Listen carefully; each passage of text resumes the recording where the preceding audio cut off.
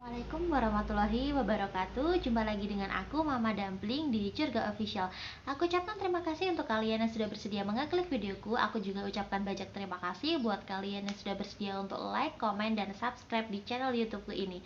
Nah, seperti yang ada di judul, kali ini aku mau menyampaikan sebuah cerita lagi nih. Jadi cerita ini datang dari salah seorang adik sepupuku yang dimana dia itu sedang bekerja di suatu PT tempat di distributor obat-obatan. Nah, cerita ini dia ceritakan kepada Gus setelah dia mengalami sendiri kejadian goib atau kejadian mistis ini sekitar 3 hari yang lalu. Jadi adik sepupuku ini sebut aja namanya adalah Ani.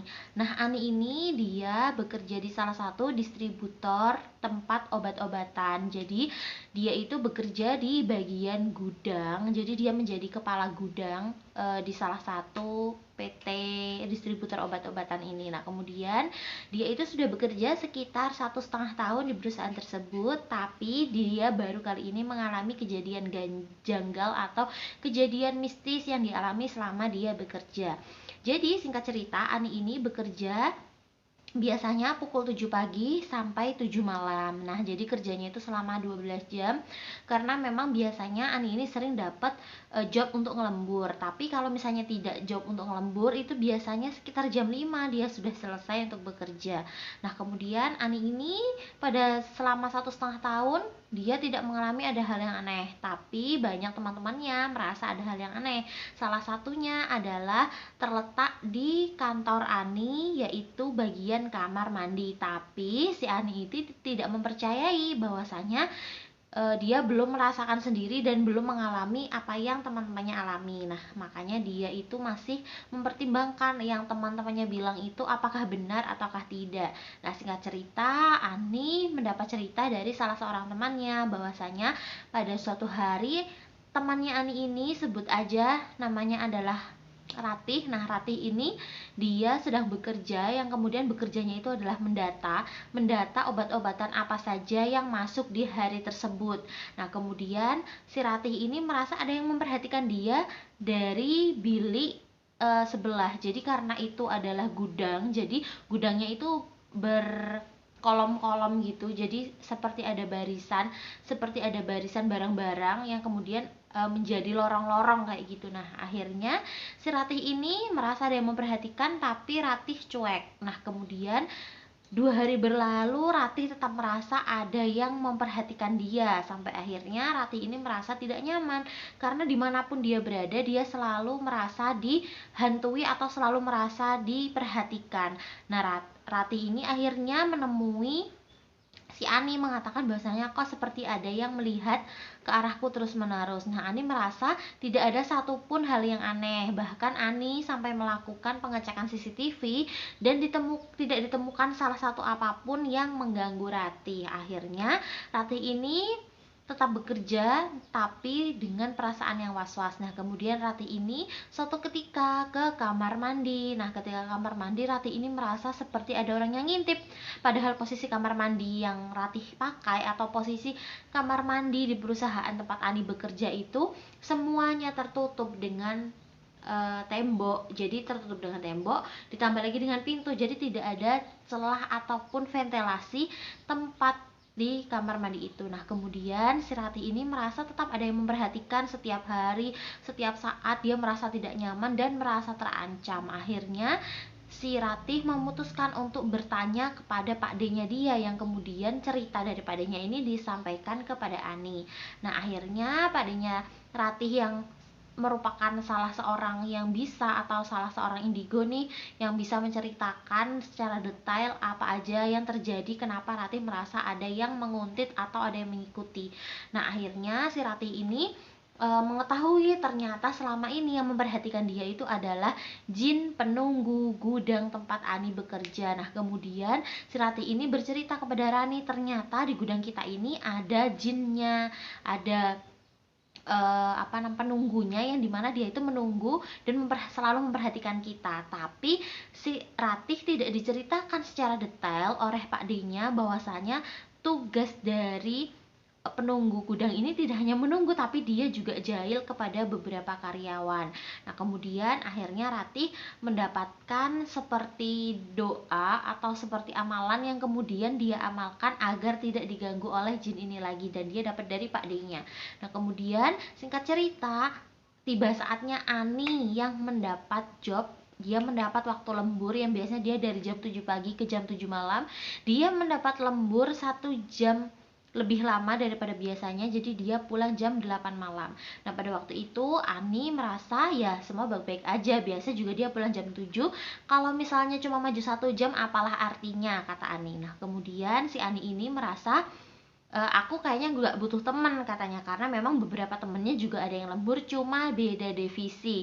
Nah, kemudian si Ani ini mengerjakanlah lemburan yang sudah diberikan oleh bosnya. Nah, setelah itu Ani merasa, kok bener kata Ratih ya, seperti ada yang memperhatikan aku. Nah, kemudian Ani berdoa dan terus berdoa. Akhirnya dia memutuskan untuk menjumpai kawannya yang ada di divisi akuntansi. Nah, kemudian setelah dia menjumpai temannya, dia bercerita dan temannya bilang, "Loh, kamu baru tahu, memang gudang tempat kamu bekerja, tempat divisi kamu itu memang terkenal gudang yang angker. Dia terkenal gudang yang memang jahil penunggu-penunggunya." Singkat cerita, dulu pernah ada cerita bahwasanya ada salah satu karyawan laki-laki yang akhirnya dia itu tiba-tiba kehilangan celana dalamnya, padahal posisi dia sedang memakai celana dalam. Jadi celana dalamnya dipakai, tapi tiba-tiba celana dalam itu hilang.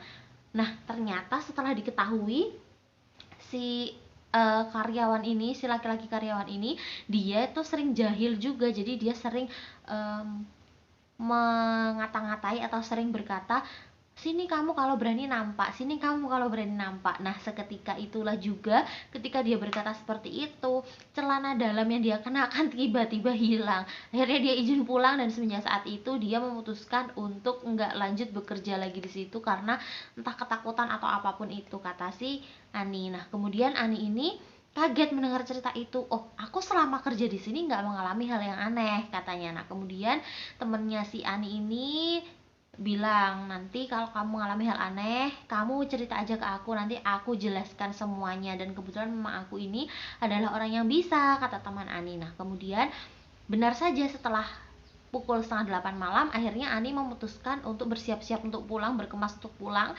Nah, kemudian dia mampir dulu nih ke toilet, dia mampir ke kamar mandi. Setelah dia berhenti di kamar mandi, mau memasuki kamar mandi, belum masuk nih, si Ani belum masuk, dia melihat sosok bersandar di bak kamar mandi, di mana bak kamar mandinya itu airnya menjadi keruh, dan kemudian orang yang sedang berada di kamar mandi, makhluk yang ada berada di kamar mandi itu, dia memandang Ani dengan tatapan seperti penuh dengan gairah. Nah, kemudian Ani yang takut dan khawatir, Ani kemudian diam dan sambil membacakan doa. Setelah tidak berapa lama, makhluk itu menghilang dan akhirnya Ani berani masuk kamar mandi. Tapi setelah Ani berada di kamar mandi, makhluk itu seperti tetap mengintai Ani. Tapi Ani tidak bisa melihat lagi apakah itu makhluk yang tadi atau makhluk yang baru lagi. Nah, kemudian Ani bergegas keluar dari kamar mandi dan menemui sahabatnya tadi, menemui temannya yang ada di akuntansi tadi. Nah, ternyata temannya tadi menceritakan bahwasanya ya benar, memang penunggu gudang tempat kamu bekerja itu adalah seorang sosok makhluk laki-laki. Dia itu seperti kolor hijau tapi tidak berwarna hijau. Jadi satu jenis dengan kolor hijau tapi tidak berwarna hijau, dia berwarna hitam. Nah, kemudian dia itu memiliki tanduk di kepalanya dan juga memiliki gigi taring. Nah, memang dia itu tugasnya menjaga gudang di situ karena memang tempat dia di situ. Tapi dia ini juga merupakan sosok makhluk astral yang nakal dan suka mengganggu. Salah satunya adalah dia itu sering memegang kelamin orang yang masuk ke dalam kamar mandi tanpa membaca doa terlebih dahulu. Nah, akhirnya di situ Ani mengetahui, pantas saja beberapa teman-teman kita nih mengatakan ketika masuk kamar mandi merasa terintai, merasa seperti diamati, terus merasa ada yang aneh di bagian tubuhnya ketika memasuki kamar mandi. Ternyata dia toh, katanya si Ani. Ani yang kaget langsung berkata, "Tadi aku itu melihat sosok itu ada di kamar mandi. Nah, kemudian aku membaca doa. Nah, setelah itu makhluk itu hilang, dan setelah itu aku barulah berani masuk kamar mandi," kata Ani. Nah, teman Ani mengatakan, ya langkah kamu benar, kamu harus selalu berdoa karena memang ada beberapa makhluk gaib, itu makhluk astral juga, itu yang memang suka mengganggu anggota tubuh manusia dan dia memang tertarik dengan anggota tubuh manusia. Salah satunya adalah di bagian alat vital. Kemudian si Ani ini akhirnya menceritakan kepada beberapa timnya, beberapa krunya bahwasanya kalau masuk kamar mandi jangan lupa kalian untuk berdoa ya. Jangan lupa kalian untuk membaca doa sebelumnya, dan kalian juga kalau mau bekerja jangan lupa membaca doa karena ya di tempat kita bekerja itu memang benar ada penunggunya dan penunggunya adalah jahil. Jadi kita jangan mancing-mancing dia, biarkan aja dia bekerja sesuai tugasnya yaitu menjaga dan menjadi penunggu gudang ini, dan kita juga jangan mengganggu dia supaya dia juga tidak mengganggu kita. Nah, seperti itulah cerita dari Ani yang dia ceritakan kepadaku. Nah, mungkin cukup sekian cerita dari aku kali ini. Yang pesan yang bisa kita ambil adalah ya dimanapun kita berada, jangan pernah lupa kita untuk berdoa, jangan pernah lupa kita untuk menanamkan niat baik di dalam hati kita supaya kita juga tidak diganggu oleh makhluk di sekitar kita. Nah, mungkin cukup sekian ya video dari aku. Mama Dumpling pamit. Wassalamualaikum warahmatullahi wabarakatuh.